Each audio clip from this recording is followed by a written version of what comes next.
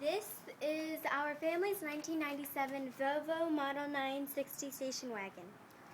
This is a reenactment of a cooling fan relay replacement.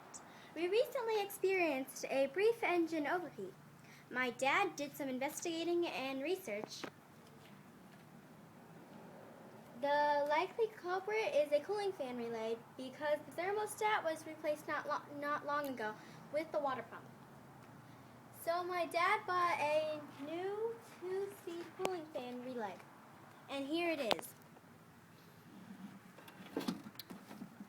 The new cooling fan after my dad installed it.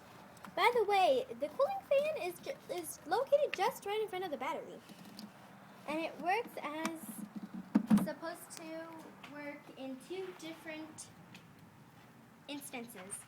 One, when the engine gets hot, and secondly, as it triggers the cooling fan as soon as you engage the air conditioner or AC. And here is how the old OEM cooling fan relay looks like. It is rusty and dirty. No wonder why it is working intermittently.